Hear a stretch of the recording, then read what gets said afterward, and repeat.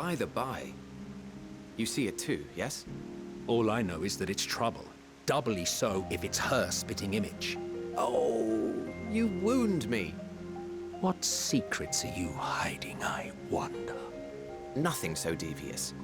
I merely suggested a possible course of action. You do not belong here. If there is a mage more powerful, I do not know of them. And what, pray tell, is that? Well, you certainly have her attention. May we please be friends?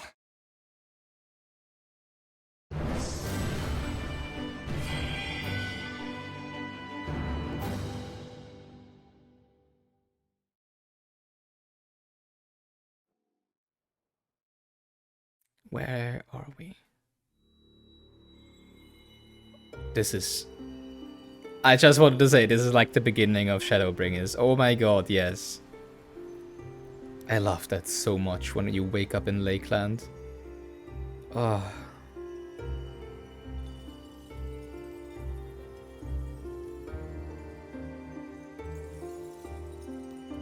And I really like that we're doing this without all of the science knowing.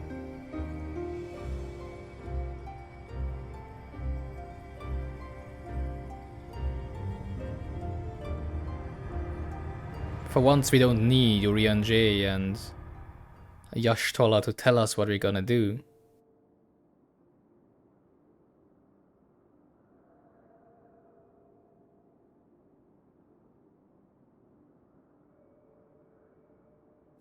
Well, that's my body. A little see-through, but that's my body. Whoa, you are huge. Oh my god. That looks like the president or whatever you want to call it of the Shalayan Forum, right?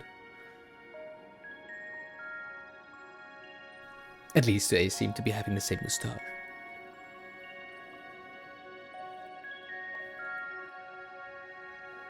There is an Aetheryte, so this is actually... No, okay. Maybe not. I'm just still wondering if this is just an...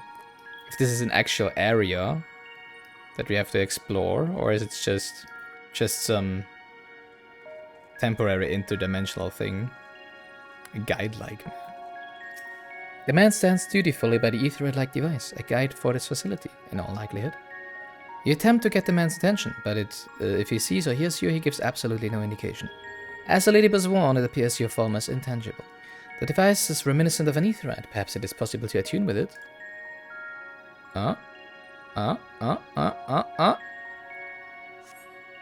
Despite attempting to channel and focus your energies, you fail to attune with the device. You can only assume it operates differently. The remarkably large man wears a black robe and a half mask, much like the phantoms you encountered in Mare Lamentorum, and the recreated Emerald. It would seem you have made it to your destination. You gesticulate wildly and shout all manner of greetings and obscenities, but the man does not so much as glance in your general direction. This is the right place, yes? Propylaea? Judging by the woman's words, this facility is called Propylaea. You attempt to gently prod the woman to attract her attention, but feel nothing, and it seems neither does she. No, I cannot sprint. I cannot do anything. No! Sturdy door. Well, that's a problem. Maybe you can just walk through. You suspect this door leads outside, but how to open it? Just walk through.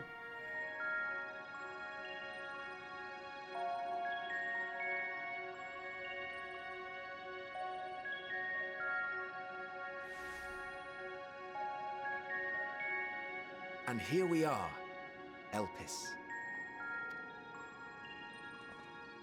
Well, well, how rare to receive you in person. To what do we owe the honor? So who is it? Is it us? Is it Van Daniel? It's us. Oh, just a few odd tasks. We'll be here a while. It is the model of who we assume is Azem. You're welcome to stay as long as you see fit, of course. As a matter of procedure, however, I must ask that you kindly remove your masks. I mean, it can also be Van Daniel, of course. Or is that us? Come now. Is this truly necessary? Oh, it's Surely MSL. you can tell who we are. Who you are, perhaps, but I am far less infamous. Regardless, if we do not follow protocol, 'tis our hosts who would be held accountable. So, please, do favor us with your handsome face. It wouldn't really make sense though if that was Azem, because Hydaelyn and also Metzelk refer to us back in their days as she, depending on the gender of your character, right? So it wouldn't really make sense for them to have a male model. So maybe it probably really is just Daniel and not Azem.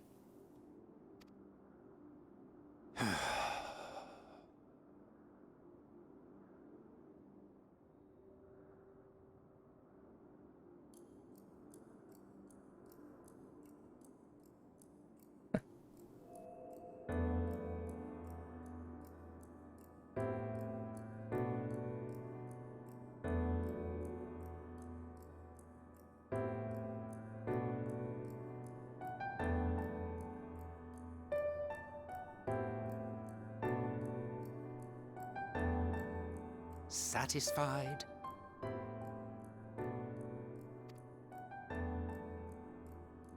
I thank you for your cooperation.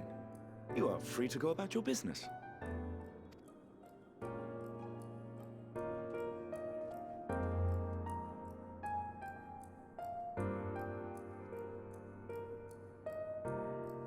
You don't need to get out of the way.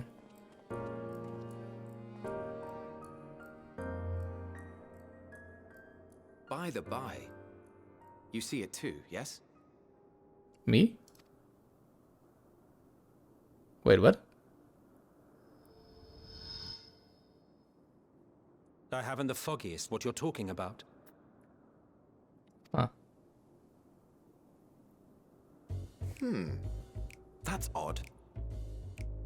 No, Senpai! Senpai, recognize me!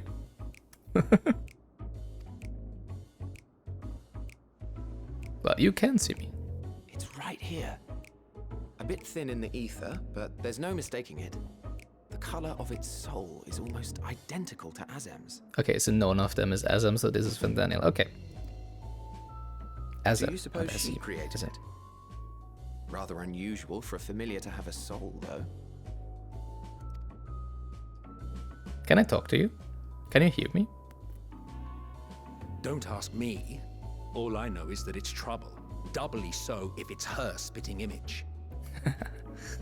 This is so good. I'm so enjoying this right now. That's what we wanted. Come on, give us more of this. So let's leave it be. Come now. You do realize I'm just gonna follow you? Can you hear me? It's No, okay. trying to say something, but it's literally too intangible to form words. Frustrating. Why don't you give it some ether? Spare a snifter of your bounteous reserves. Yes, please. Who do you take me for? Why, a dear friend, of course. One who wouldn't let acts of kindness, such as my accompanying him on errands to far-flung outposts, go unrewarded?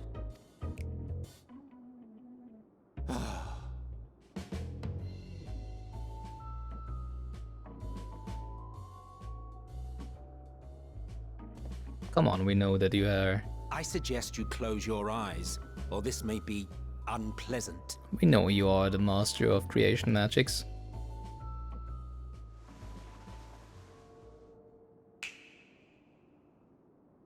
So it is an area I just saw. You're You may now open your instance in eyes. Alpis 1. I saw that. Love it. Oh my god, this is so good. This is so good.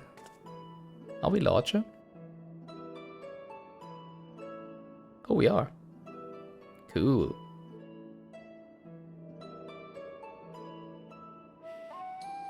Oh, you even adjusted its size. God, this is so surreal. What am I even gonna say? Hey, Hades, I killed you. Or I'm going to kill you in, I don't know, 20,000 years or whatever. Holy crap, what do you say? Just smile and nod, I guess. The better to indulge your whim. This way, it will be easier to communicate. How very thoughtful of you. And may I applaud your artful reinforcement. Now the question is, what type of time travel is this, right? Is this the type that already happened and therefore it doesn't change anything? Is it the type where we could change something now but it doesn't affect our present but only in a different future? Or is it the one where you could actually influence what happens right now? Yeah, probably the third one, because the third option is probably what happened with when the Exarch went to the past, right? His presence probably was, this timeline probably still happened, and he just created a different timeline, so... Oh my god, I have no idea what's going to happen. Greetings, I am Hydaelyn. Are you Hydaelyn? Bureau of the Architect. You're not even from Daniel, okay. Sulking beside me is the most honorable Emmett Selk of the Convocation of 14. Yeah, hi. And how might we address you, my new friend? Azim? Azim? Azam? I think Azam is what they're calling it, right? Yomi Tanchi. A fine name. And I'm pleased to see you understand our words. So, tell us, whence have you come? The thinness of your essence suggests you weren't created here. You really want to know? Should I tell him?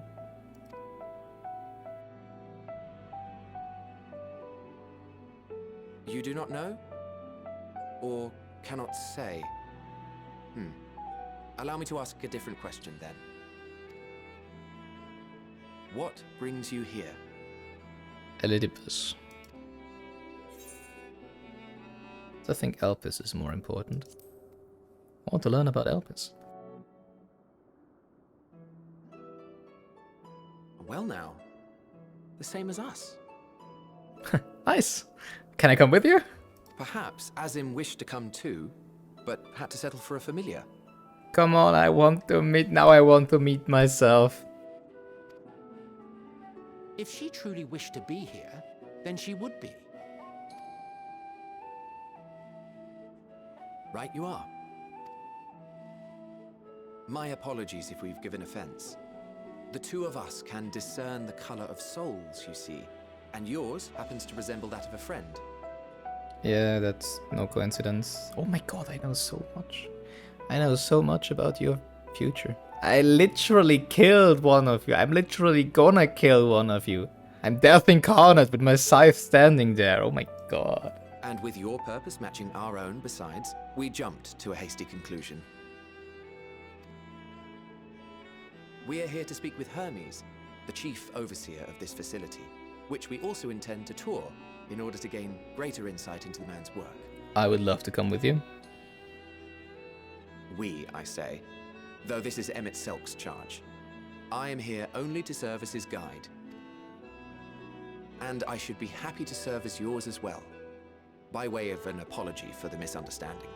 Oh yeah, true. Hermes isn't Fandaniel yet, right? That was before he was enacted as a member of the Convocation of 14. Wait, are you suggesting that we bring it along on official business? This thing we know next to nothing about? Hey, that hurts. I'm still gonna kill you for this, Better to keep it close than leave it to its own devices. Wouldn't you agree?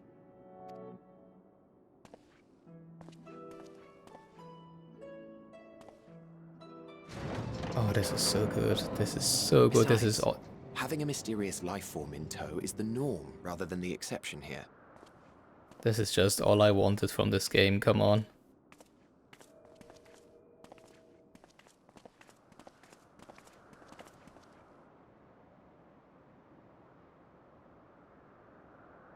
Welcome, my friends, to the testing ground of creation at Heaven's Edge, Elpis.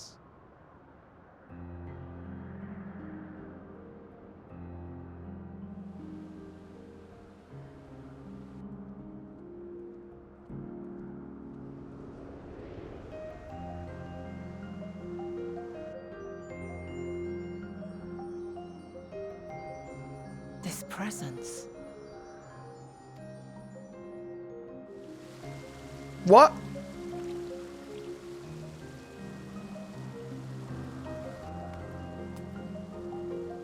Hermes! Visitors! We have visitors!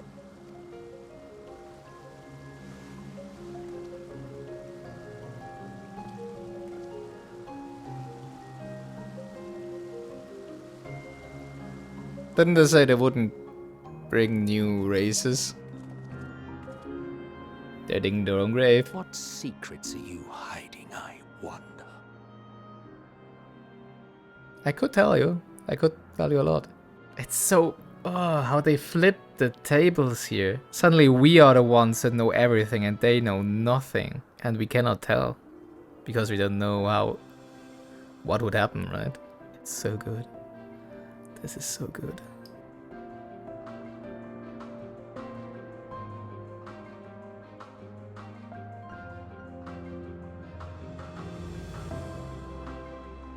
In case you didn't know, it's rude to stare. Stop. But I'm so happy right now. This is hardly my first time here, but the scenery never fails to take my breath away. Why it feels as if you could reach out and touch the heavens. Now then, the beginner guided tour. Perhaps you already know these things, but for the sake of thoroughness, I shall start with the basics. Using concepts to give shape to ether creation magics allow us to bring forth anything we desire, be it inanimate objects or living beings. Anyone may conceive of concepts, but they must all undergo evaluation at the Bureau of the Architect. As part of that process, living beings and certain arcane entities may be sent here to Elpis for in-depth observation and study.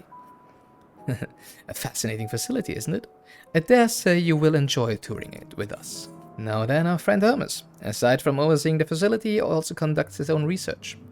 Chances are he will be at the main observation hub, so let us seek him out there first. Attired as you are, however, you stand out a little too much. Out here, Emetsalk wishes to keep a low profile for his errand, so... Maybe you should stop calling him Emetsalk then all of the time. Do you know how to make a rope? The basic concept will do. No? In that case? Hades? No. Your whim, your responsibility. You're getting not another thimble of ether out of me. The way he scrimps sometimes, you'd think he wasn't a nigh bottomless fond of magic. Very well. I shall make the rope, but perhaps you can assist. Come, let us search for the requisite material. Why do you need material? What do you need material for? It's gonna be fun when they next meet Azem. Be like, hey, we met your familiar. My what? Your familiar. No? No means no. Just be grateful I'm even willing to wait. Yes, these creatures should suffice. An etheric rope. I want you to use it to capture, shall we say, 2 petalidae. There are 3 species here, I believe. Any 2 different kinds should serve. Now I should mention that the strength of the rope is tied, no pun intended, to the strength of its user. As your ether is still thin compared to ours, you'll need to weaken the petalidae first. Good luck. I wonder if they're gonna say anything about my fighting style. You've caught the petalidae. Come, let us see. Doesn't seem so. Yes, these fine fellows will do nicely. And now for a spot of reversion.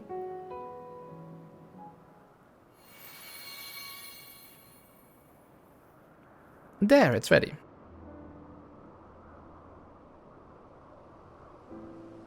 It's nothing fancy, but then we're trying not to stand out. Try it on for size. You turn living beings into clothing, just like that.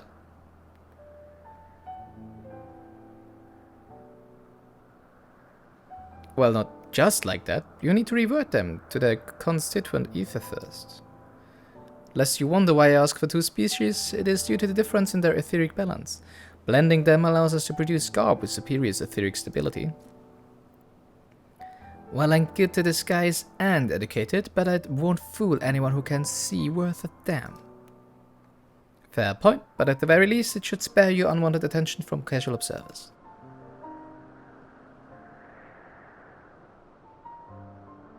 Emetsalk speaks true. Even dressed like us, your unusual nature will be plain to those who think to look. Should someone question your presence, don't make up excuses, much less try to explain what you actually are. No, best to simply say that you're a familiar. The question is whose? Of course, Asms. If you say you belong to her, people will give you the benefit of the doubt for any and all outlandish behavior. That... Okay. We were that much of an exotic benefits. Exploiting our associate's absence? For lack of her presence, absolutely. Were she here, she'd have been the first to propose the idea, and you know it.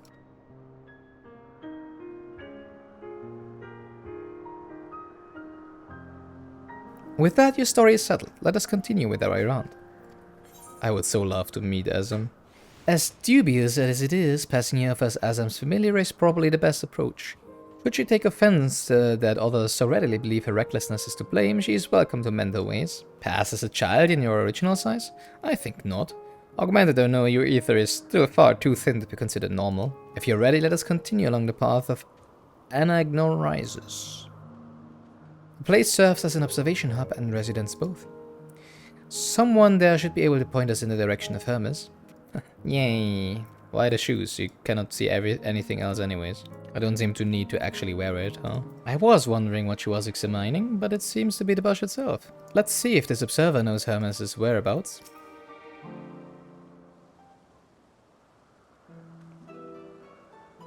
Yes, can I help you? We wish to speak with Chief Hermes. Do you know where we might find him?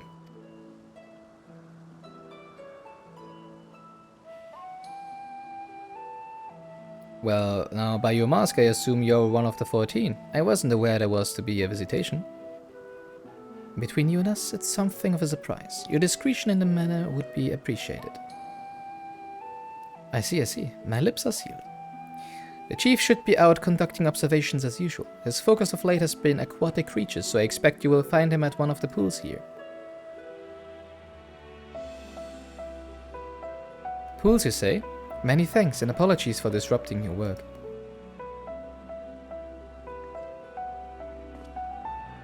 I say, Hydaelyn, while I've never met Hermes, you know him well, do you not? That being the case, couldn't you simply find him by his ether? Aye, that I could. But... as you know, Emetsalk and I can discern the color of souls. And by the same token, we can also see ether quite keenly and from great distances. With this skill, I could readily locate Hermes, but I felt that it would be a waste of an opportunity. We're here to perform an assessment after all. By searching the ordinary way, we stand to gain insight into Elpis and the man in charge of it. This is as much of your own enjoyment like as not, but point taken. If you're going to accompany us, make yourself useful and help us look for Hermes. According to his profile, he has short, dark hair.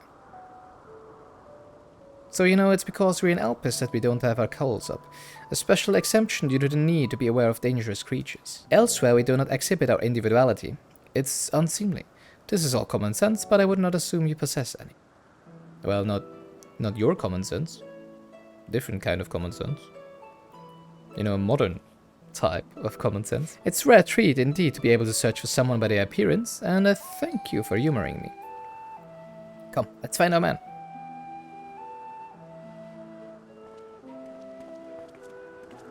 It's so beautiful. Why did we kill him and Zalk? Is that Katsiv? Well, I mean, I know it is. But is it the one we actually meet in the Void Arc series? I don't exactly remember how his name is pronounced. I think it's a little different. Observing voracious predators and the like is an incredibly dangerous occupation, which is precisely why I keep my distance and leave the rest to your familiars. After all, I am far too important to risk my neck gathering dung samples and the like. Yeah, cannot say we haven't done that, right?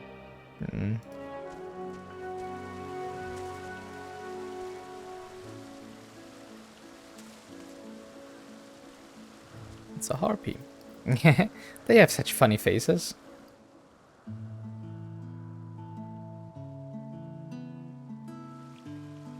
Monsieur Van Daniel. Well, not yet, but soon to be Van Daniel.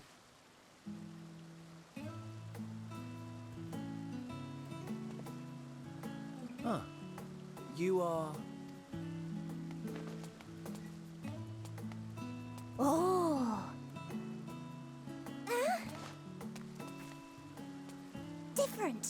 You're different too. Who are you, You Garuda? and me. We're alike. Friends. I want to be... What's so hard? Wait. Please. Wait.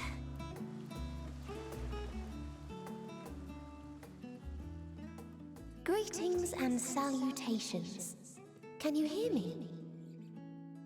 Do Yeah. not be alarmed. I mean you no harm. I wish only to hear your words, share your feelings, and know your thoughts. I don't think it's a good idea if you would know my May thoughts. we please be friends?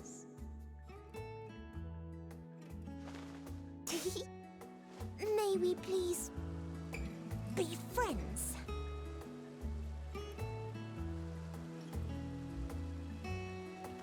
Ah, I see you found him. It's just a feeling sinking in that we are the ones who made it impossible for this to ever be again.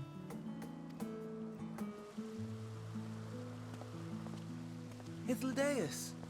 It's been a while. Too long, I think. Too long indeed for close collaborators. On this blessed occasion, I bring not only myself, but others who long to speak with you.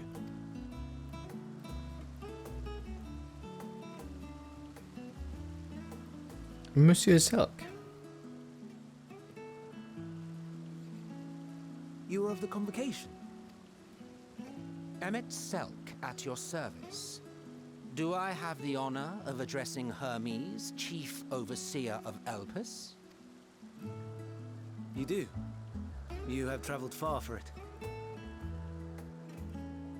Given your facility's purpose, its remote location is something of a necessity. Would that I didn't have to rely upon a guide. Oh, you wound me.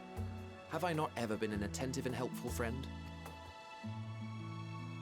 But moving along to more agreeable company, this one we chance to...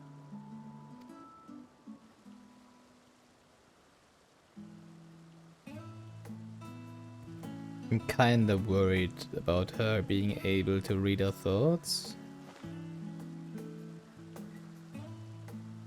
Well, you certainly have her attention. Is she one of yours, Hermes?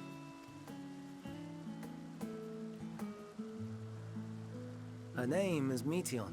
It means shooting star.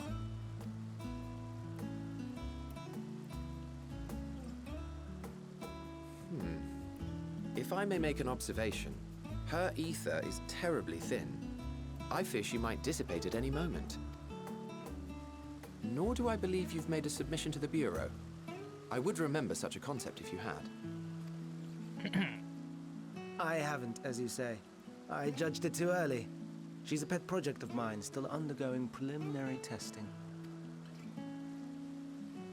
But rest assured that I will attend in person ere long. Very well. Being an authority on flying life forms, I appreciate that you are exacting in your work. I shall look forward to your submission. If we have finished with the perfunctory chit-chat, I would discuss official matters. By my coming, I trust you already anticipate the subject. I have an inkling, yes. Please wait to the main building yonder. Down goes the smile. I shall join you as soon as I've returned these creatures to their homes. What's wrong, Hermes? The Nemestoma is missing. Huh?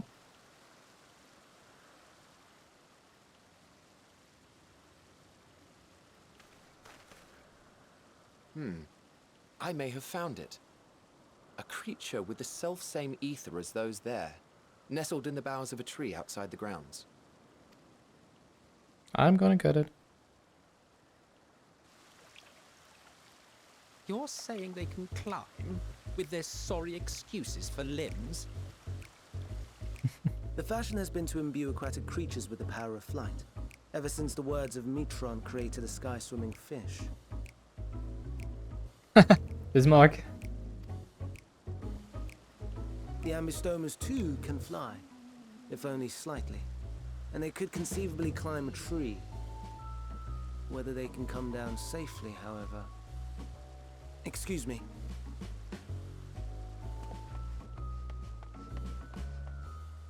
I'll help too.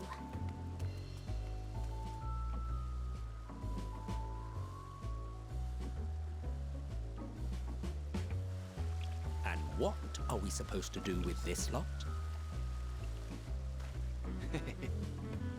May I suggest we split up? If you would be so good as to assist Hermes, Emmett Selk and I shall keep an eye on these adorable creations in the meantime.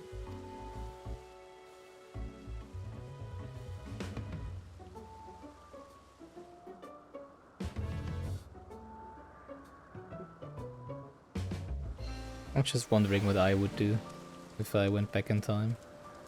Found something like this. I mean, they probably wouldn't believe us anyways, right? If it was, if we're like, hey, I'm from the future. Hey, I'm Metallic, I killed you.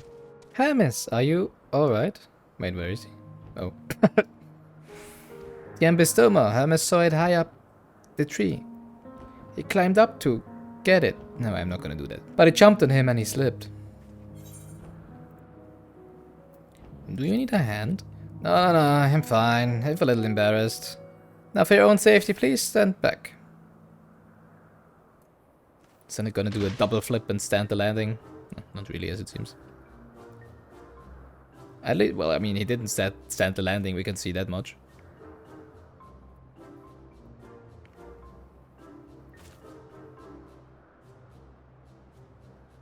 Hermes, are you alright? Quite alright, yes. My apologies for making you worry, Meteon. Both you and... Yomitanchi. Yomitanchi, you are called. An intriguing name. Somehow reminiscent of a new creation. Thank you for coming after me.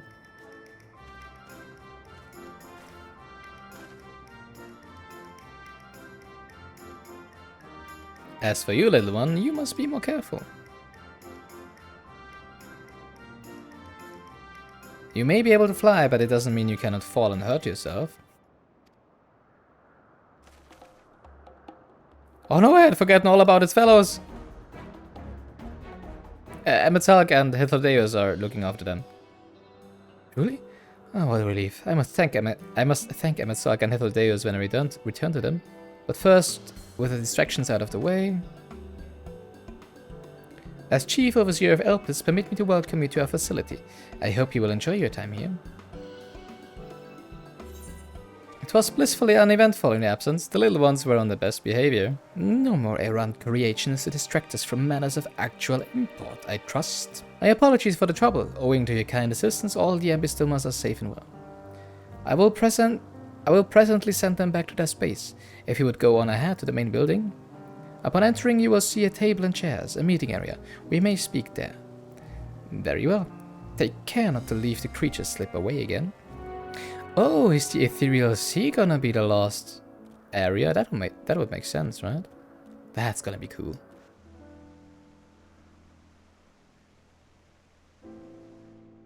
This appears to be the place. And here is where we part ways. No, why, Emma? We will be discussing highly sensitive affairs. Only a select few may be privy to such knowledge, and that does not include someone who cannot or will not divulge their origins. Are you gonna talk about him becoming Fandaniel?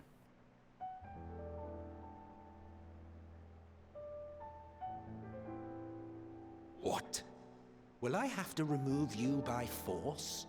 Try me. There are reasons I cannot speak freely. Let's hear them then, these reasons of yours. Who knows? If I deem your mysterious cause worthy, I may even be inclined to offer my assistance. Come on, tell him. I do not object to her attendance. Ah, you're spoiling all the fun, Hermes. Hermes, this is highly irregular. Or did Meteon read my... Perhaps. But I believe she can be trusted. Meteon would not have taken to her so quickly otherwise. Moreover, the presence of a third party may help me to maintain composure.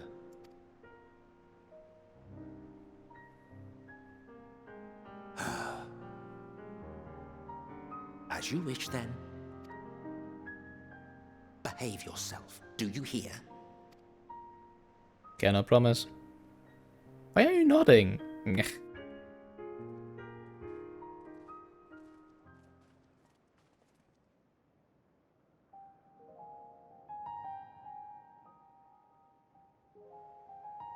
So, it's finally happened then.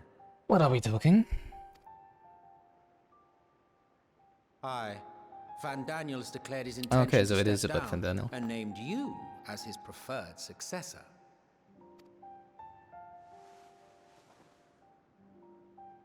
In recognition of your knowledge and your works, the convocation is giving the recommendation due consideration. As one who does not know you personally, I am to use my impartial eye to take your measure. And above all else, to ascertain your disposition towards the invitation. I understand that you and Van Daniel are close. He himself was once chief overseer of Elpis after all. I should not be surprised if you knew before anyone else that he wished to relinquish his office. I did. He told me that when he fulfilled his purpose, he wished to pass the torch to me. A torch you seem none too pleased to accept. Are you so averse to serving on the convocation? No, it's not that. For a humble researcher like myself to even be considered is an honor beyond words. No. What troubles me, what I struggle to come to terms with, is the very fact that Van Daniel is stepping down. Does this not mean that he will return to the Star?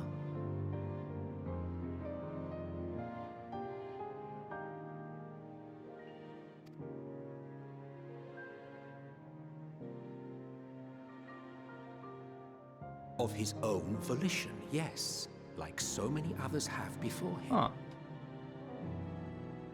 So back then you basically only died if you wanted to die? Makes sense. Return to the Star? Does that mean die? Mm-hmm. Well now, that's not a word I hear often. Is that what you say here in Elpis? Mankind is the life of Atheris. Each of us, a drop of blood flowing through its veins, bearing sustenance. In our finite time upon it, 'tis our duty to make it a better place, that all who call it home, now and in future, may abide in happiness. To that end, we have dedicated ourselves to the pursuit of enlightened creation. And by our efforts did we transform this once untamed wilderness into the peaceful paradise you enjoy today. To return to the Star whence we came is a privilege afforded to we who have so loved and nurtured it. A choice embraced by those who have lived their lives to the fullest, in service to our world. Someone seems to have wanted to break the cycle, and therefore orchestrated the final days. And when they depart upon this journey, it is beautiful, always. The 14 are no exception. 'Tis believed no occasion is more felicitous than the fulfillment of one's duty. Our office becomes our lives, and to retire is to return, or so the majority of us hold. Some few have elected to eschew custom. Mayhap you feel Van Daniel's deeds do not warrant his return. Yet you should know his accomplishments as well as any. During his time, he conceived of countless outstanding concepts. And channeling the wealth of experience he attained here in Elpis, he brought forth many new specimens. I know of all this. I do. It's just... I cannot fathom why someone so great and wise, who could still do so much good, would want to end it all.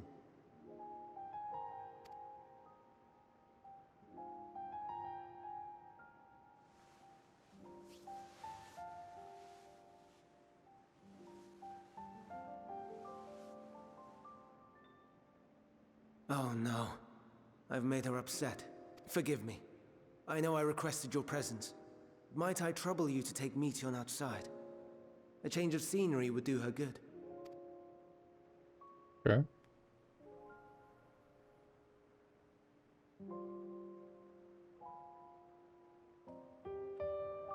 Hermes gets sad when he thinks about death. When others are sad, I'm sad too. That's how I am. How he made me. You're like the flower. Don't worry, I'm fine now. So, why did you come here? I am from the future. You want to learn about Elpis and Hermes? Oh, teach you! I can teach you! We could take turns. I tell you something, then you tell me something. That sounds like fun. It will be, it will be. Where to start? Ah, yes! Let's talk to Memnon. He should be near the Aetheroid. Yeah, I saw him. I'm not good at explaining, but Memnon is, so I'll have him explain it instead. That's not how the deal went. And what have we here? Though you look like a person, you have the horns and scales of a beast. I assume you're a familiar like Meteion. Is there something you need? This is Yomi. Could you teach her about Elpis? Ah, newly arrived familiar, is she?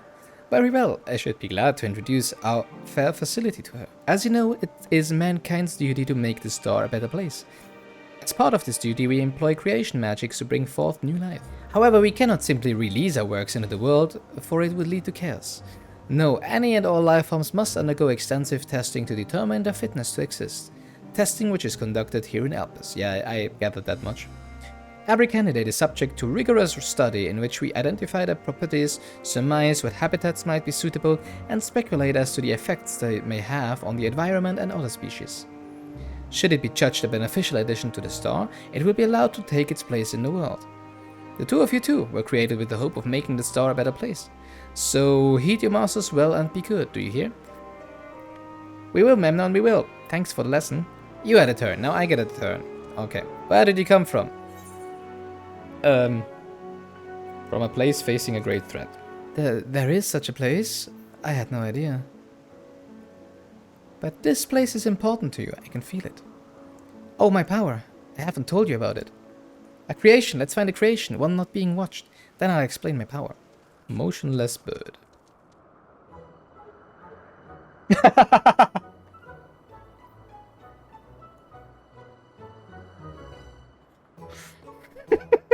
Oh, this creation is perfect. But I don't remember seeing it before. Perhaps it's new. Anyway, I'll be reading its mind. That's my power. So why didn't you read my mind?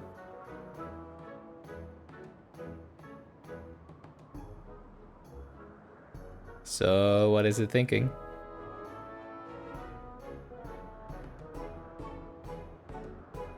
It hates you. Come on. I can't read it. Or maybe there's nothing to read. Nice. Wait, please wait. I'll try again with you this time. No. Are you stupid?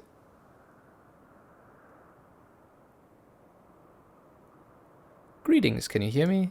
Yeah, sure. We've done this before. We know that you can do this. This is my power. I can read the emotions of those around me and project my emotions to others in return. I'm not actually speaking to you in your mind, rather you are converting my emotions into words and intention, a process performed subconsciously by intelligent life forms. This ability is vital to my mission, for it allows me to interact with intelligent beings even should they communicate via unknown languages or other nonverbal means. As a consequence, I am clumsy at speaking. Yet though I struggle to express myself in this fashion, Hermes wants me to speak as much as possible, for everyone has thoughts and feelings that they may wish to hide. I harbor an affection for you, one that is difficult to define. That escalated quickly. Aside from the fact that you share common traits with us, your thoughts are complex, prismatic. They draw me in and leave me wanting to know more. Out of respect for your privacy, I will refrain from using my power when speaking with you. Nevertheless, I want you to know that I wish to be your friend. Oh, that's so cute. Did you hear me? Yep. Clear and loud. Good, now it's my turn again, so what are you good at? Killing stuff.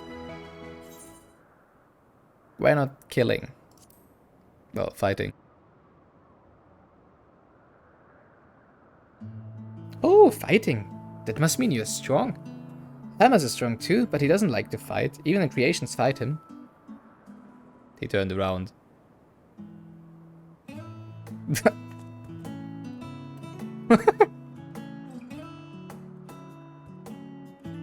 I think we might be bothering it.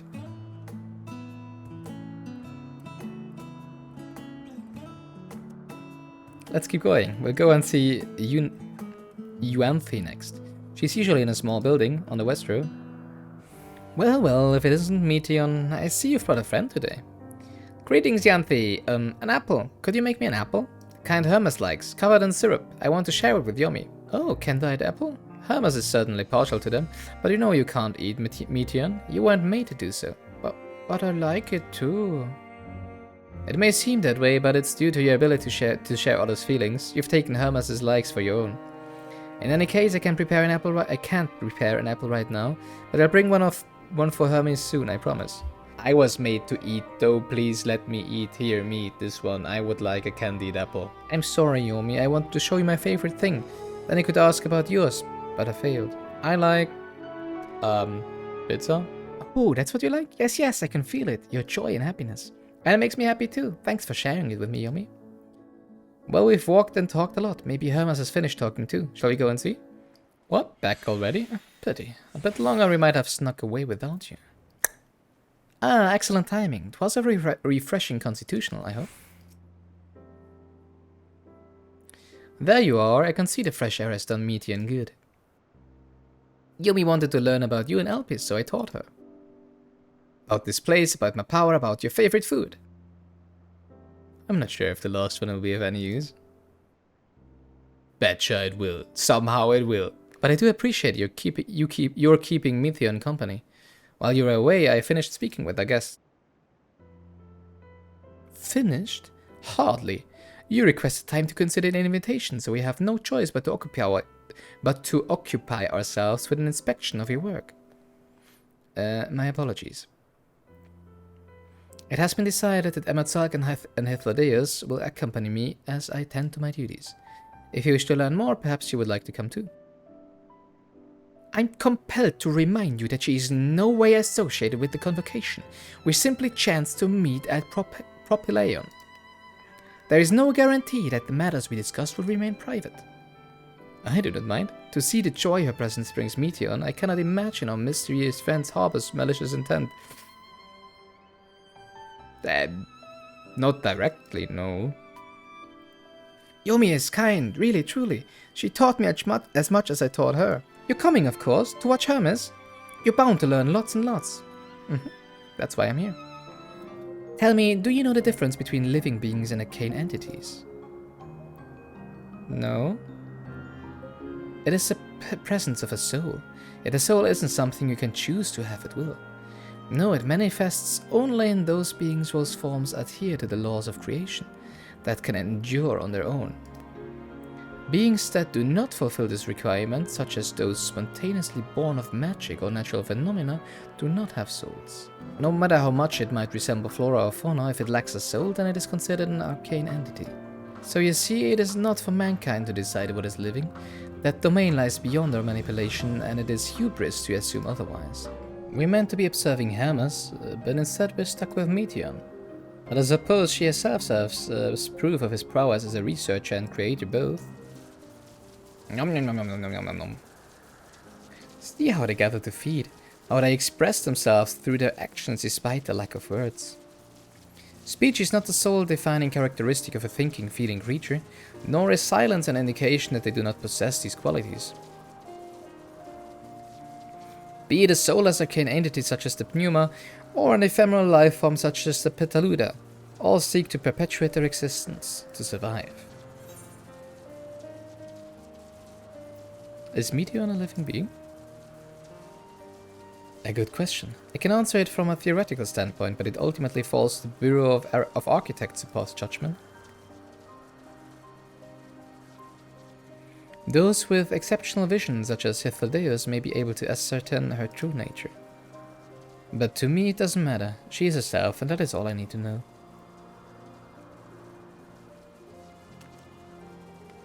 Oh, you finished already? I'm sorry I was in the way. Not to worry, my dear. They missed nothing of note, and we still have plenty of work for them to observe.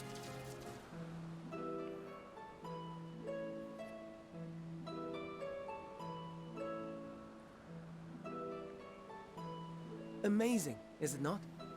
The Ampelos, one of our newest subjects. We call him Gubu.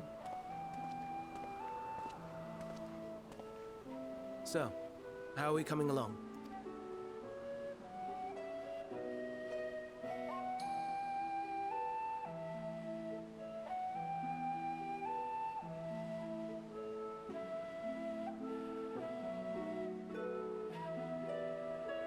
Oh!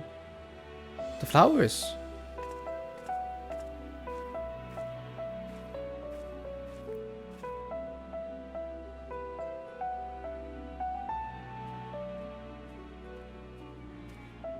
This place is Elpis. Those flowers. Elpis. Entelekis.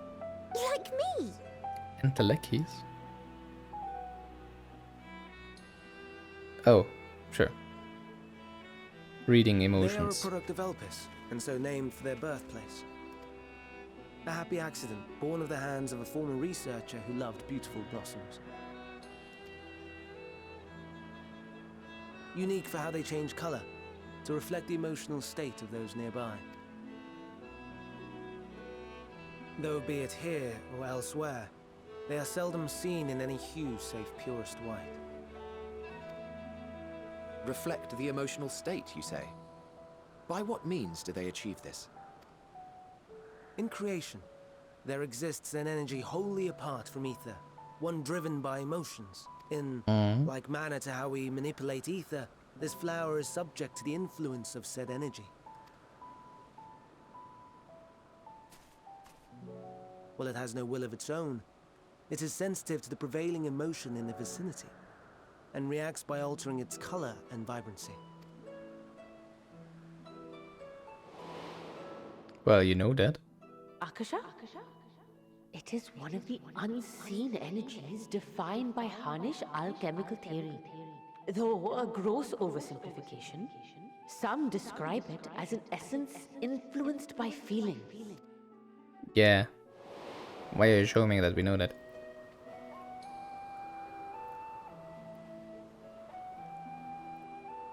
Akasha. Though I'm not familiar with the term, your description suggests it is the self-same energy. Dynamis, we call it.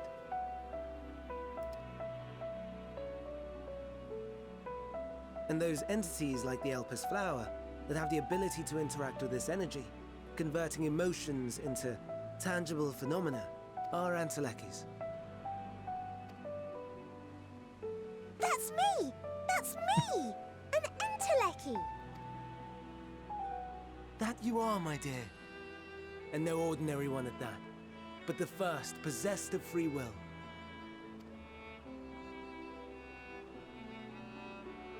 Wait.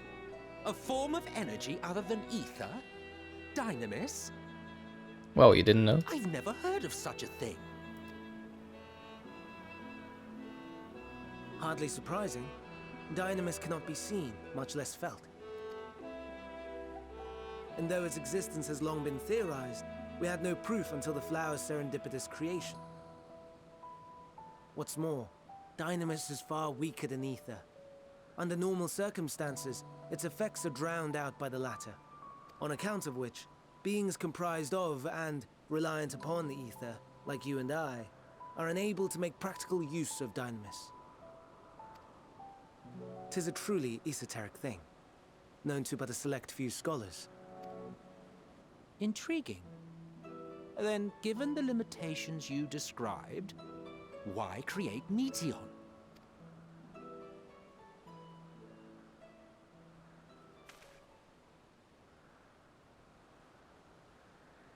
Our star, Aetheris, is especially rich in ether, so much so that its name is derived from it. However, when we consider all energy in existence here and in the vast space beyond, Dynamis may account for as much as 68.3%, the more abundant form by far. Were we able to control it, we could open the door to limitless possibilities. So the final days of an experiment gone wrong. Or what? It is not unlike a gently flowing stream, unable to break through the dam of ether barring its path. But if we could imbue the stream with the vigor of a raging river...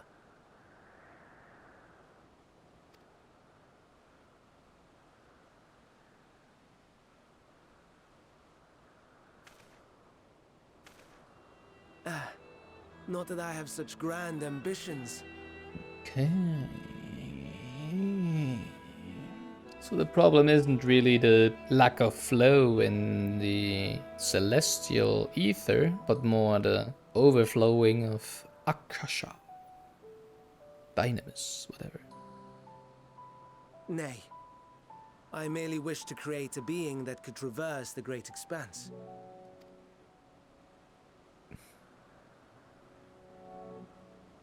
The relative scarcity of ether beyond the bounds of this star was a concern. And so, I looked to another source of energy by necessity.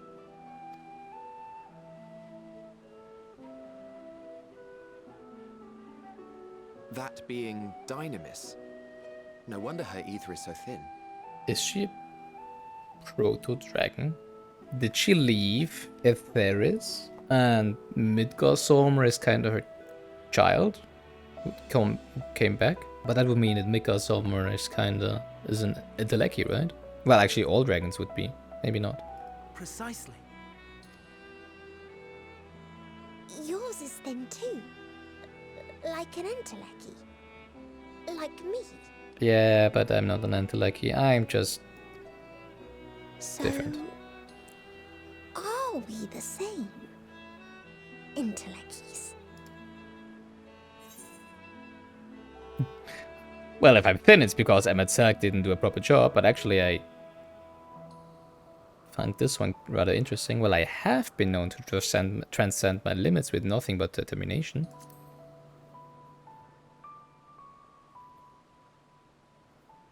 That sounds more akin to the desperate flailings of a wild beast when facing imminent death. Pah, brute.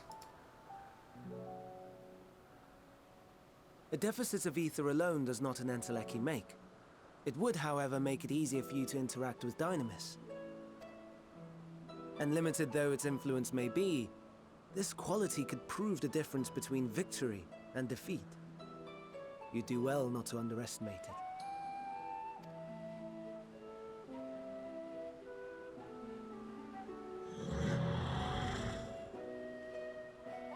Oh dear, I'd forgotten about the poor fellow. You must excuse me a moment while I go and verify a few more things.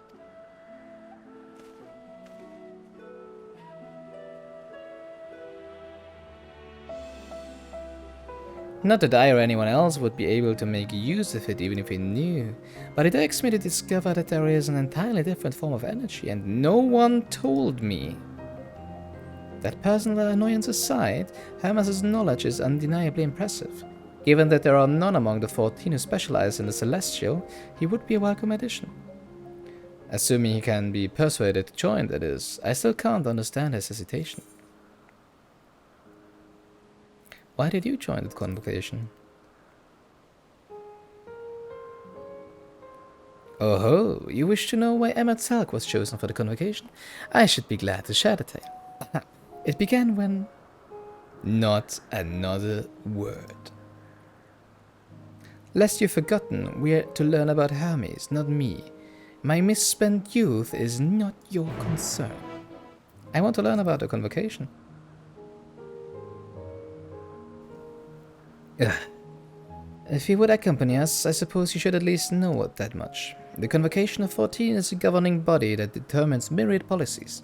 Our goal is to ensure that all is right in creation, that our star may know a brighter future.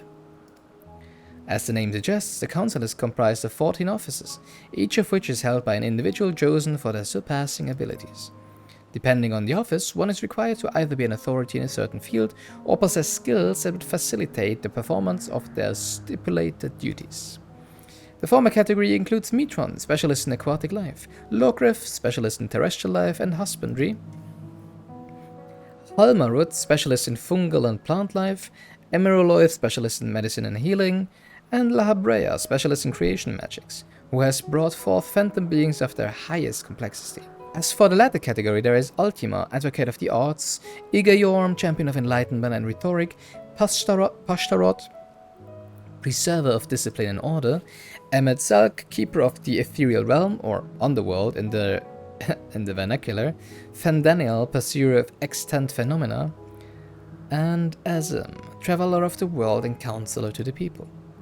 What? Should I be revealing such details to you? Don't be silly. Even children know this much, and you would do well to remember it all. I'll tell you the tale when we are away from sensitive ears. That's nice. I'm looking forward to it. And to let you know, we're friends. In thinness.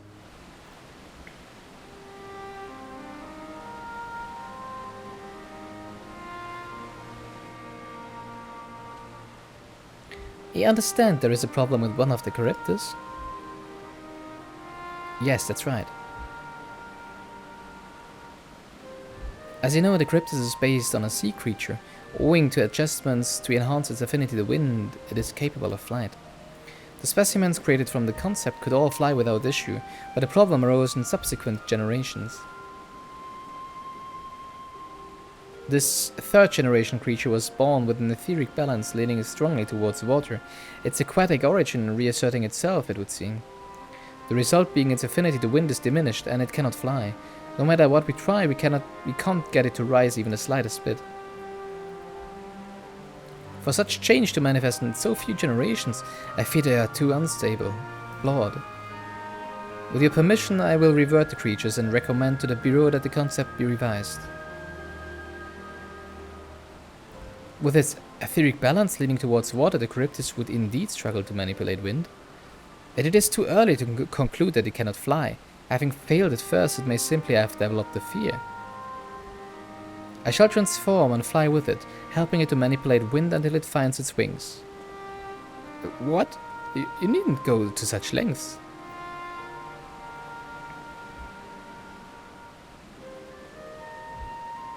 You don't know? But of course not. Transformation is an art in which one manipulates a vast quantity of ether to construct another body around oneself. In practice, this allows one to assume any conceivable form and thereby transcend the limits of one's flesh.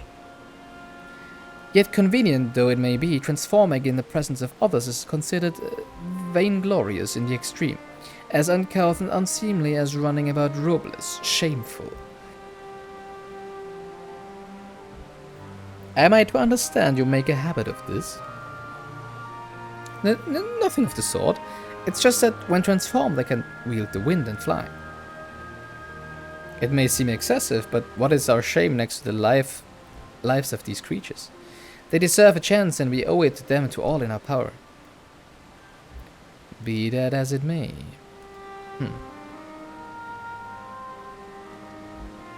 Yes, I believe I have a solution. Emmet may trouble you to move that Charybdis away from its fellows, somewhere out of sight.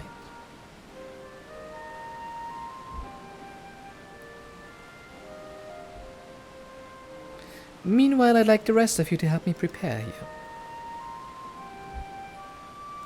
What mischief are you scheming now? No mischief, I assure you. I would but spare you the need to report to your colleagues that Herm has committed an indiscretion. So have a little faith and run along.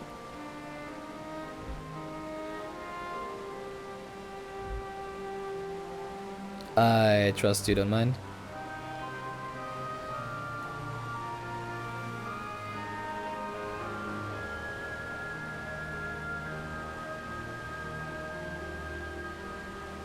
Emmet is out of sight? Good, let's speak of the plan. It's a stroke of genius, really. We have Emmet train the Charybdis. What? Aside from being able to fly untransformed, he can readily see ether currents. And with his adept spellcraft, he can also employ suitable wind magics to guide the creatures along. While he is indeed capable of all you described, it is not his duty. I am loath to trouble him with it. Don't be, as I mentioned. It would also be for his own sake. With that settled, let's begin at once. Yomi, I want you to go to Emetzelk. Tell him that you have a favor to ask. He will be disinclined to cooperate at first, but you mustn't be discouraged. With our friend, the trick is to be unflaggingly persistent. Off you go now. And good luck. Oh, no, you don't. I'm not lifting a finger. Okay, I don't know what Hydaelyn is up to, and I will not be made to know. I refuse.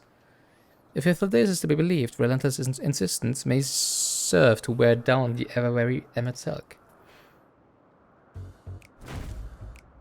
Please! No, no, no. You are not foisting this nonsense on me.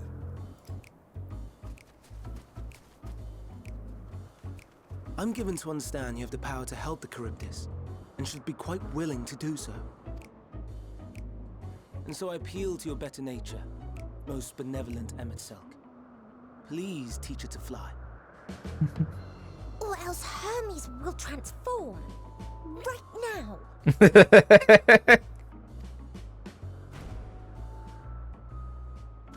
Now, there's no need to go quite that far.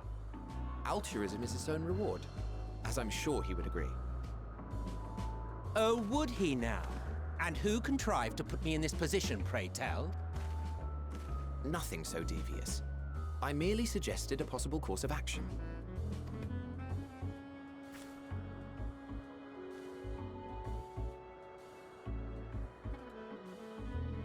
Please, Emetzelk. Please. How can you say no to that?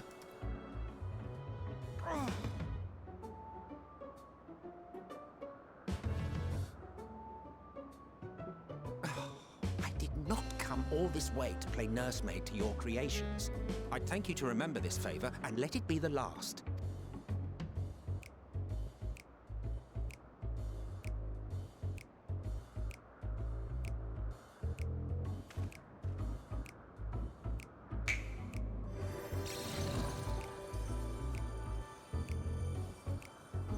Now that's a steed.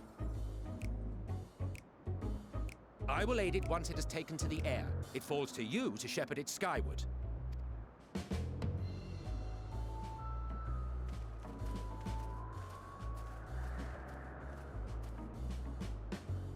Well, let's relax and enjoy the spectacle, shall we?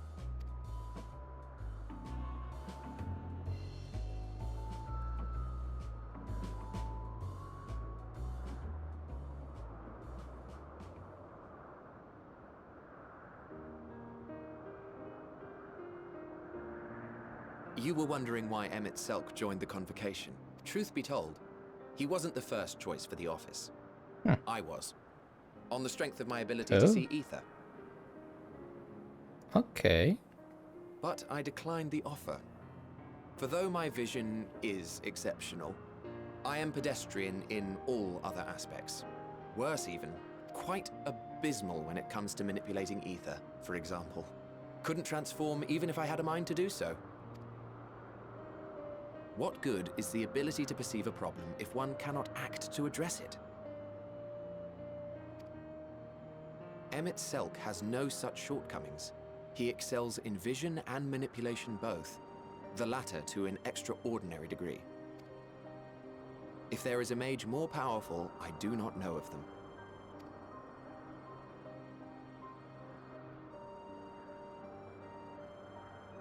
Thus did I recommend him for the office in my stead. And I wasn't the only one. Far from it. Countless others vouched for his skill and character. People the world over, to whom he had previously lent a helping hand. Oh, how surprised he was. Claimed he hadn't done anything remarkable for anyone. Modest to a fault. He deserved every bit of acclaim he received. Yet he may well have gone unappreciated were it not for a mutual friend. Me? A singular soul who can't help but involve herself in the business of others. Where she walks, excitement is certain to follow. Doesn't it sound like me? I am the most boring guy you'll ever see, probably. Her antics irritate Emmett Selk to no end. But much of his grumbling stems from genuine concern. When our friend calls, he never fails to answer and lend his talents. Which is why you And had in me the ask course for a of doing favor. so, he himself came to be recognized and respected by those around him. They are truly remarkable individuals, and I'm proud to call them friends. To help them realize their dreams. This will be my greatest contribution to our world. And when they have fulfilled their respective purposes, so too shall I have fulfilled mine, and together we may return to the star. It's a beautiful way of living. Look at right? me, spilling my innermost secrets. I can't seem to help it with you. I can only assume it is due to the color of your soul. I just don't understand how you can be so alike and yet so different. Well done, my pet. Well done! Look, it's flying. Yay.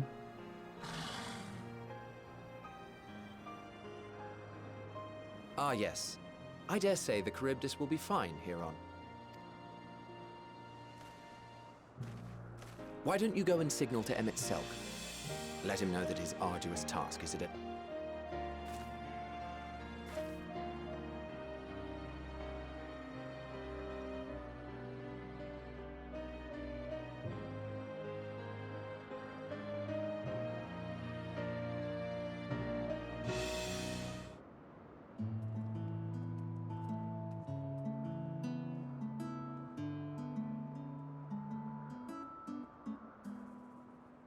I have no words to express my gratitude. Thanks to you, the Charybdis has learned to fly.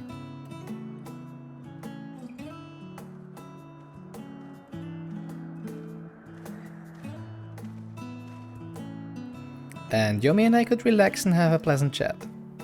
I'm sure you did. The creature needed some small assistance at first, but soon it was flying more or less on its own. I doubt you will need to repeat the lesson. That was truly impressive. I witnessed it all from afar. The Charybdis flies. Indeed, with this we've proven that even a creature with skewed etheric balance is capable of flight. And though we helped it to achieve this, the Charybdis is a herd animal. They may well aid the struggling kin in like fashion if and when the need arises. Keeping this in mind, I bid you continue observing them. If that is what you want. Ah, damn it. These creatures are already here. We will spare no effort in giving them a chance to survive. As you wish, Chief, as you wish.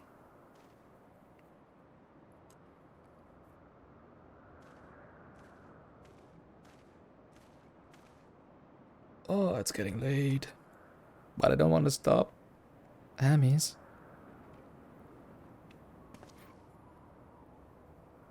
I'm fine, don't worry. He seems to be a little emotionally unstable, right? Well, that concludes all of my present tasks. Let us return to Anagnorisis for now. Tell me, Yomi, in the course of watching me, have you learned aught of value? Well, Dynamis seems promising, but it's, I mean... Dynamis seemed promising.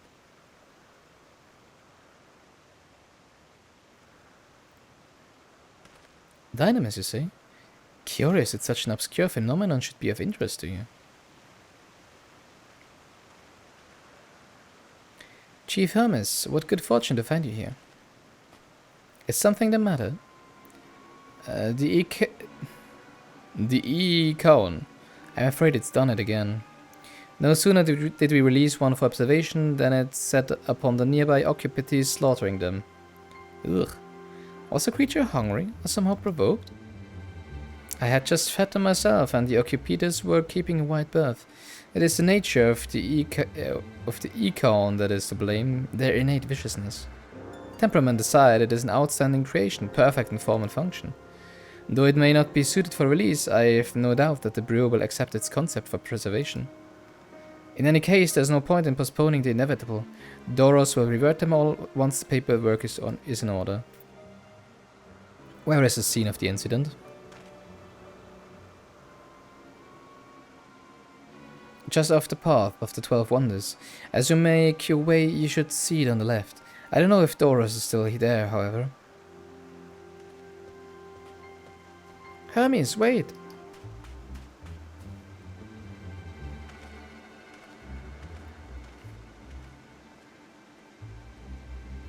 If this is part of his work, then I would observe. We follow.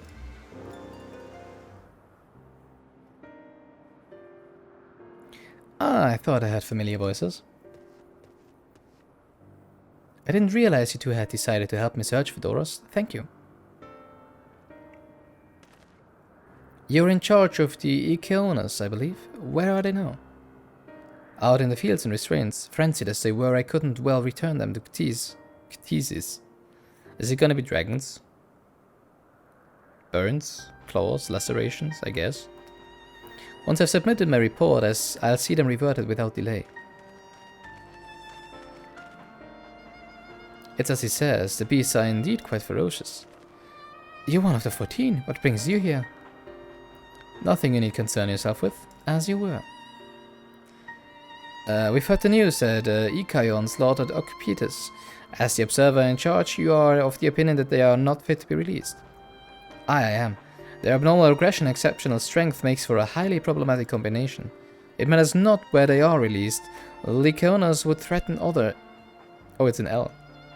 Wait, what? It's an L? Then why is it always written... Lycaonas would threaten other species and upset the natural order. Could it be that the specimens observed are an outlier? Highly unlikely. We've created a good many of them, all exhibited the same tendencies. Even when we used Kairos to begin with a fresh slate, the behavior was unchanged. Kairos? A memory reconfiguration system. The chief himself created it. It allows us to raise or alter memories that we may observe creations in different environmental conditions without needing to remake them from scratch. Does it also work on humans? Or whatever you call your species.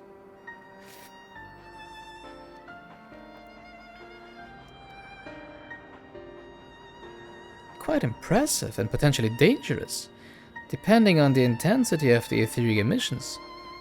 Pashtarot may wish to have words with you. Rest assured, I've kept all values within prescribed limits, and to prevent misuse, its applications are limited to those authorized by the Chief Overseer. Uh-oh. Do not misunderstand. To manipulate a subject's memory is an intrusive act I deeply abhor. But it is still preferable to execution. Come now, Chief, let's not be so melodramatic. What was spawn of ether is simply being reduced to its original state. I know the distinctions concern you, but we mustn't lose sight of the bigger picture, making rational choices for the sake of a more prosperous star. If a creation cannot be properly studied, even with the aid of Kairos, we remake it. If a creation is deemed a detrimental existence, we unmake it. This is all for the greater good, and none question the necessity of such routine processes. I understand these things, I do. I would never think to unleash a clear and undeniable threat onto the world. Yet insignificant though their individual lives may be next to all creation, it is all the Lycaonas have. Before we seal their fates, we owe it to these beings to exhaust all options, to ensure that nothing has been overlooked. If you insist, let me provide you with a full report and we may take it from there.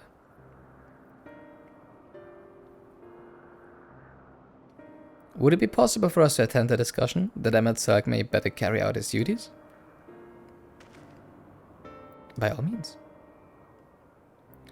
Pray show them to the meeting room.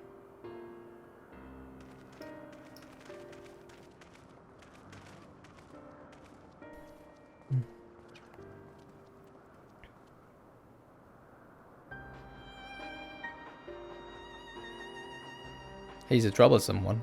I mean, I see where he's coming from, sure. But still, to man, other beings are just things, to be used and controlled like magic. That's what Hermes told me once. Yeah, I mean, of course it's not really how it should be, right? I fear this discussion may take a while, during which time... Meteon, are you feeling unwell? It's not me, Hermes, it's you. I won't go to the meeting, I'll stay with Yomi. Loath though I am to impose, may I leave Meteon in your care again? Yeah, sure, I like her. I'm in your debt, if you'll excuse me.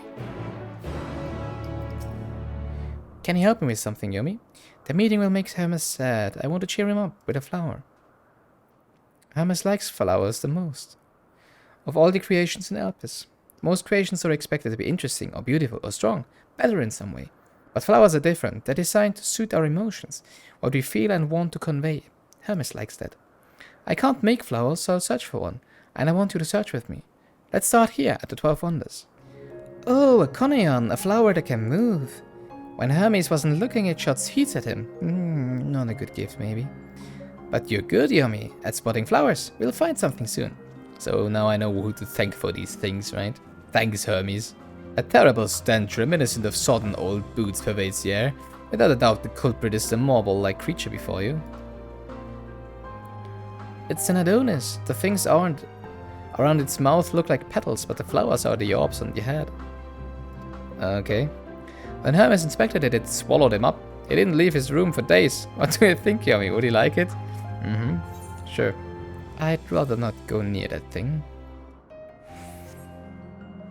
Oh, is it the Alpes? Yeah. Oh, Alpes flowers, they're here too. Hermes likes and dislikes them at the same time. Like me, they're intellectuals. Like me, they feel his pain and turn dark. That's only for Hermes though. For others, they're always white and bright.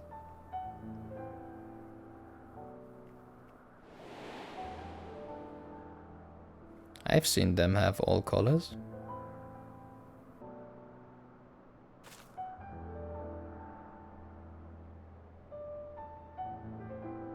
Truly, the flower was dark in your home.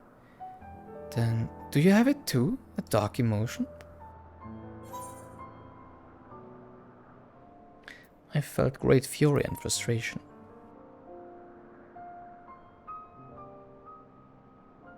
I see. Hermes has felt the same, a fire burning in your breast, a trembling hand, but no one understands. Please, Yomi, won't you lend them to me? Your fury and frustration. I want you to make the flower dark, in front of Hermes. Wait, what? He has been in a dark place since before he created me. He needs to know that he isn't there alone. The others are sad too. I can't do that. Forever alone. Truly, he'll do it.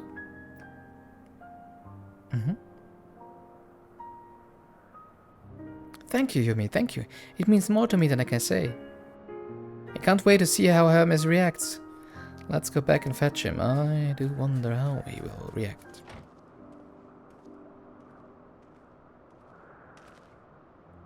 Hermes!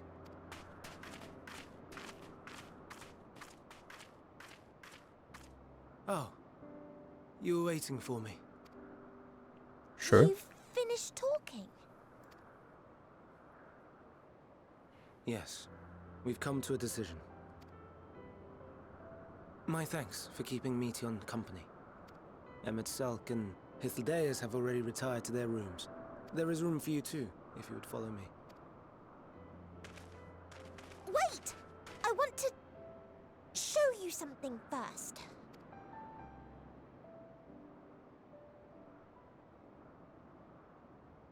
Wonder how else that gonna go.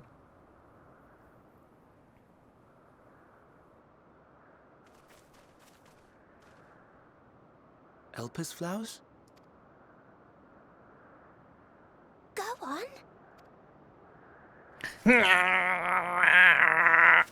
Didn't work.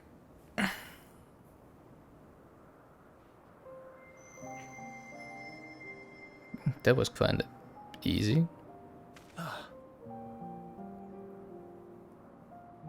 You're not the only one, Hermes. Others feel sad too.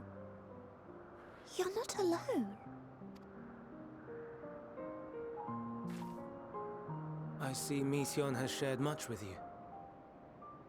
Yeah, kind of.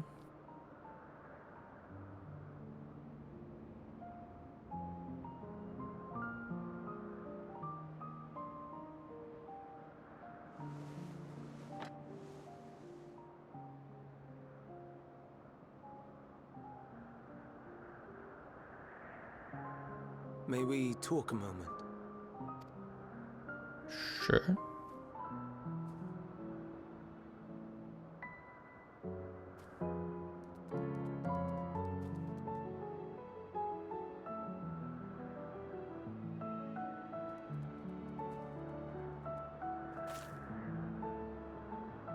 I do not think it wrong that we live for the star, that we strive to make it a better place. And yet, in carrying out my duties here, there are times when I am plagued by doubt. Do you recall what Hydaelyn said when we first spoke of my nomination? Death is the privilege of those who have fulfilled their purpose, a choice they embrace of their own free will. And when they depart, it is always beautiful. Yeah, but it's not exactly the same with the beings that you created and realize that they're not as perfect as you wanted them to be, right? That's what you're trying to say. Perhaps it is. Yeah. But only for man. Creations that he deems useless are discarded with nary a second thought. Some scarcely born into the world, afforded a handful of breaths before life and potential are abruptly extinguished. We make an effort to spare them the pain, but they sense what awaits. Rage and anguish and cower and fear, and it is not beautiful. Yet no one cares. No one.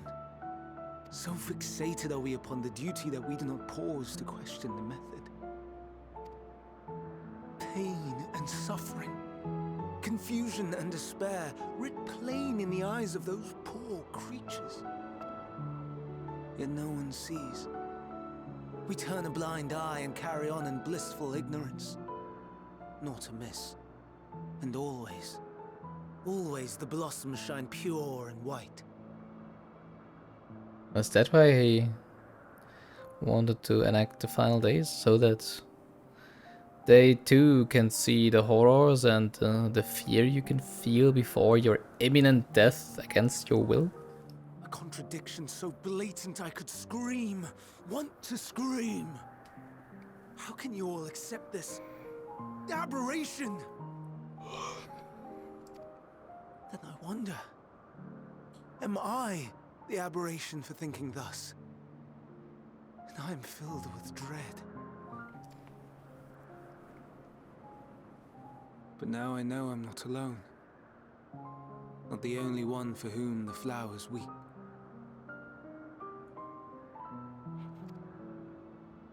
I won't ask what you thought as you kneeled beside the Elpis, or if you only did it at Meteon's insistence. Nevertheless, I thank you. To know that you too have experienced suffering is a comfort. Oh, I could tell you all about suffering.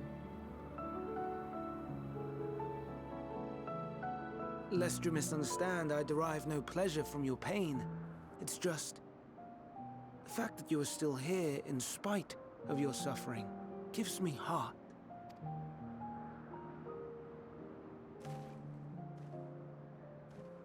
The stars in the heavens. Know you what they are? Balls of energy, gas? What are you gonna tell me? Though it is too far to tell, each glittering light could be a world not unlike Aetheris.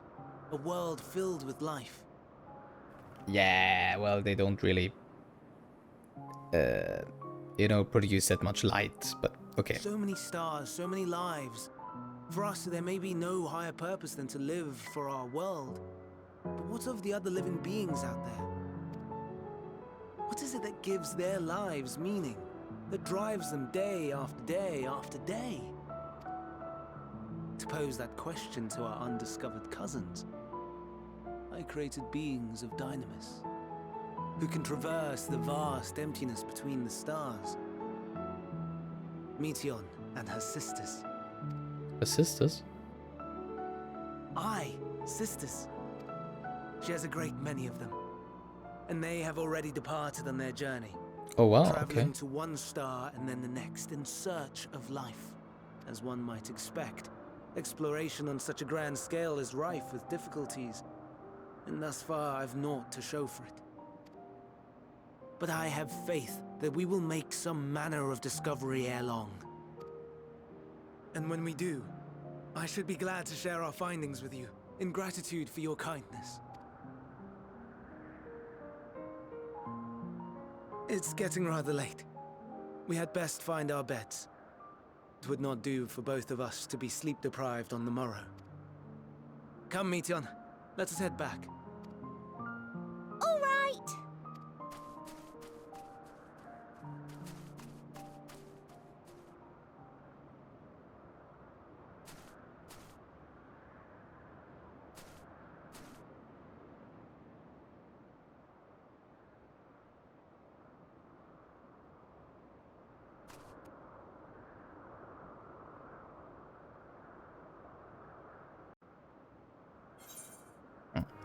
As Amatalk and Hydaelyn are aware, we reached a verdict regarding the fate of the Lycaones.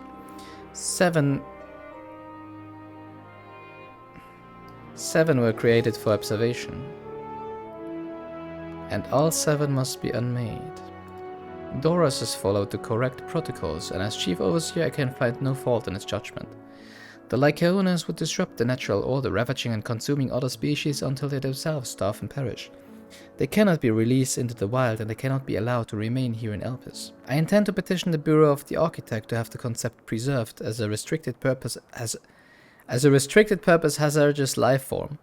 Hydaelyn has pledged to support me in this endeavor. And whatever the Bureau decides, the existing Lycaones have served their purpose. Doros has already isolated the creatures and is preparing to carry out the necessary measures. I will join him forthwith. It is my duty to witness the conclusion to this study.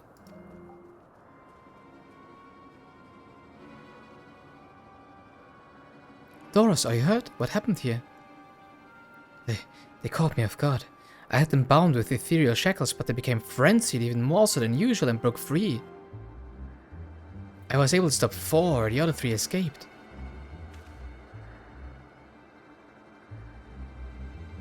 I see them. 2 have taken to the air above the 12 Wonders.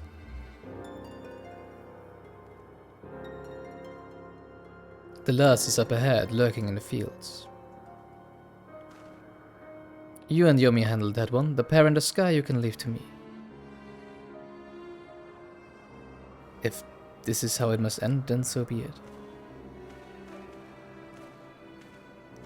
I will render assistance to Amatalk, unneeded though it is.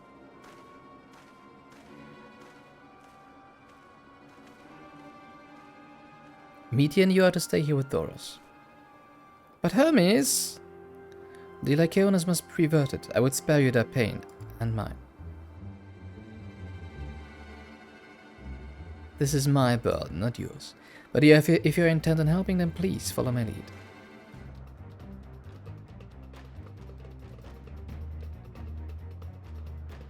Now.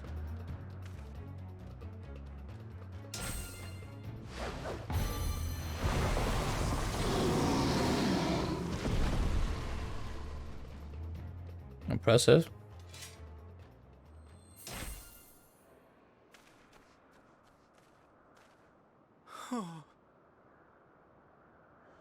Forgive me.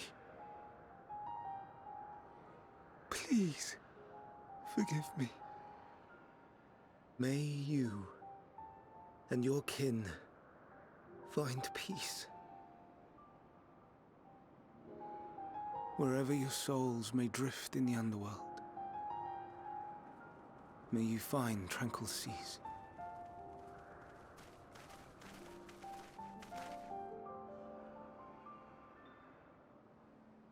Be not forgotten. In concept endure. To reclaim form and one day live again.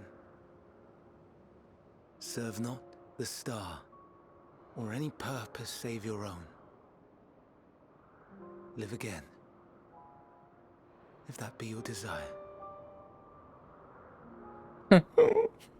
Fucked face. No.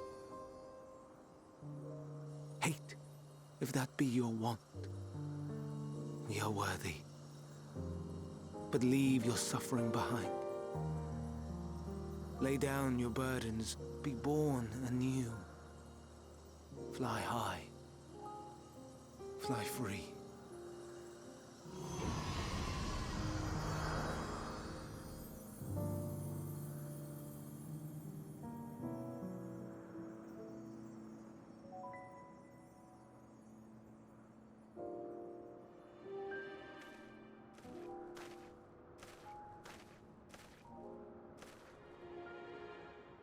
Join the convocation, Hermes. They said it will be fun. You do not belong here. Leave to replace another. To be replaced. It changes nothing. Tell me, do you think it right that we sacrifice all these lives for the sake of the star? And when the star has reached perfection, what then? If all who are satisfied choose to die, shall we all die in satisfaction?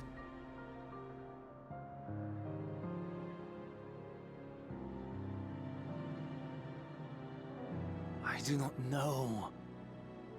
Were I to take up the seat of Fandaniel, it would be tantamount to approving my predecessor's death. I do not know if it is right. And to be torn by such thoughts, I do not know if I am fit to represent mankind. Hermes! Please don't be angry. It hurts so.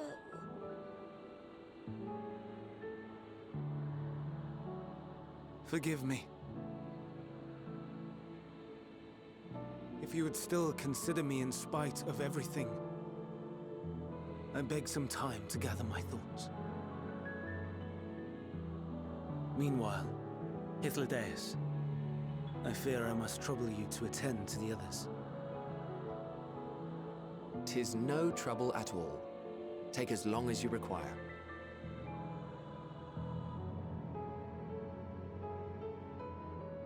And you, my friend, I pray you find that which you seek.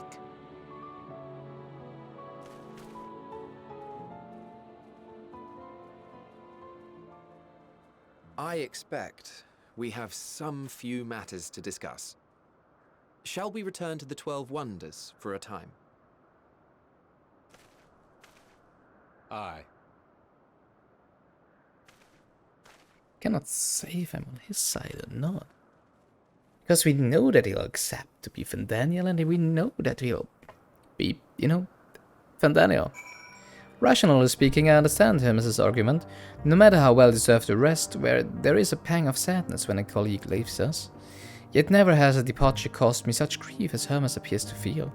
What must it be like to experience such torment? I don't know what answer he's searching for, or if it is within our power to give it, but I believe he would make a fine Fandaniel, and that is that if he rejects us out of hand, we will all be lesser for it. From here we will follow the path northwards to Notonias. There we will find one of the teleporters which facilitate travel between the islands of Elpis. First-time travelers must be accompanied by someone with requisite permission, which I have previously been granted. We only need use the device together once, and henceforth he will have leave to use it freely. Shall we?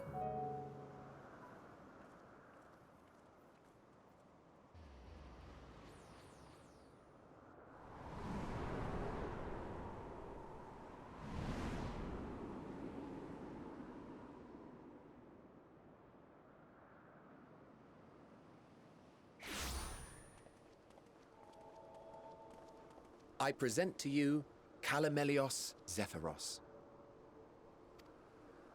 Here you will find a number of testing facilities, as well as the observation hub of Poiton Oikos. Poiton Oikos.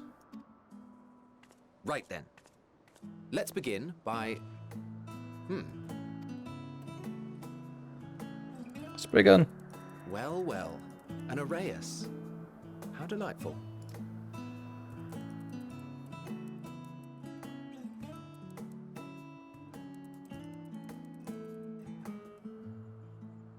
And what, pray tell, is that? Bleh. That's a new species of shark. We approved the concept but a few days ago. Sharks are among the most popular sea creatures. Rare is the day when someone does not submit a new concept.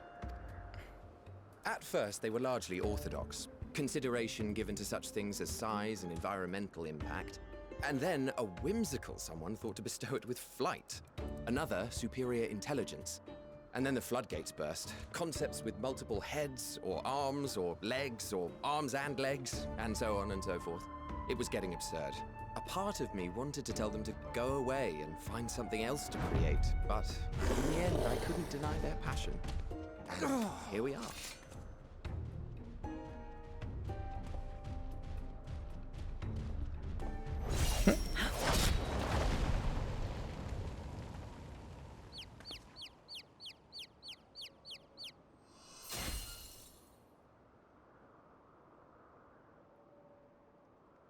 That was too close. Are you unharmed?